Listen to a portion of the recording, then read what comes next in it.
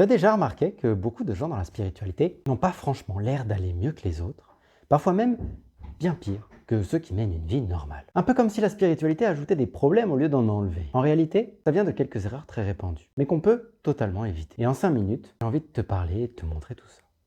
Aujourd'hui, ce qu'on appelle la néo-spiritualité est truffée de pièges, un peu comme des détours sur un chemin. Ces détours le rallongent, le rendent plus douloureux, et parfois, ils font croire que la souffrance est même un signe d'avancement. Je les ai pris, ces détours, et j'ai même vu des groupes entiers s'y perdre, y compris des personnes qui sont assez référentes dans ces milieux-là, qui parcourent ces chemins depuis des dizaines et des dizaines d'années. Et en fait, on peut voir à leur vie qu'au final, elles sont pleines de chaos et de complications. Il y a 1 an et demi à peu près, j'ai pris une grosse claque. Je me suis rendu compte que beaucoup de ce vers quoi je m'étais tourné n'était en fait pas enraciné dans des vraies traditions. Que parfois, ça en prenait le nom, ça prétendait s'en inspirer.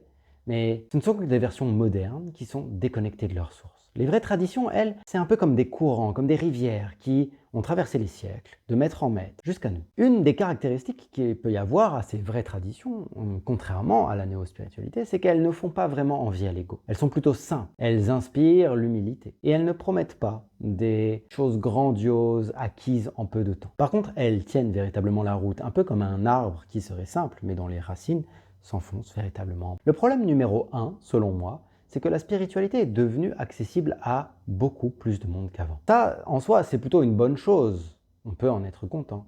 Mais du coup, un peu comme tout ce qui a un inconvénient a des avantages, et ce qui a des avantages des inconvénients, ici, l'avantage que beaucoup de monde puisse avoir accès à la spiritualité vient avec l'inconvénient que malheureusement, la plupart de ces personnes parcourent leur chemin sans avoir un guide de qualité. Ou alors, ce guide où les personnes qu'elles suivent sont déconnectées de vraies traditions millénaires. Le rôle d'un guide, c'est pas celui d'un maître, d'accord? L'idée, c'est simplement qu'une personne soit comme un compagnon qui aurait déjà parcouru un bout de ce chemin, un peu plus loin que nous, dans la bonne direction.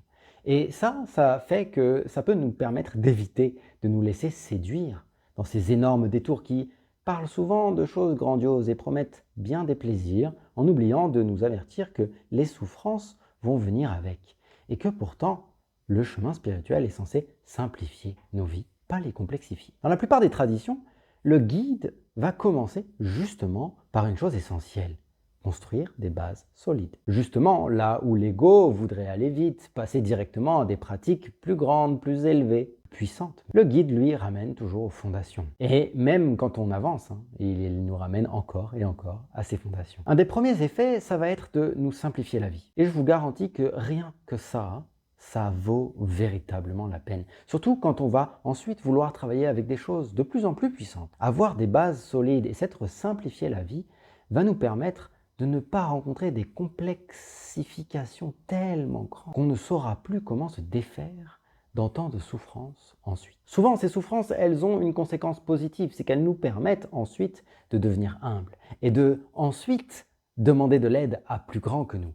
Mais si le guide peut nous amener, ou si nos bases sont suffisamment pures et solides pour que l'on comprenne ça dès le départ, alors on s'évite énormément de problèmes et de complications. C'est de ce constat-là que je suis parti. Je me suis demandé qu'est-ce que j'avais de plus précieux à offrir aujourd'hui.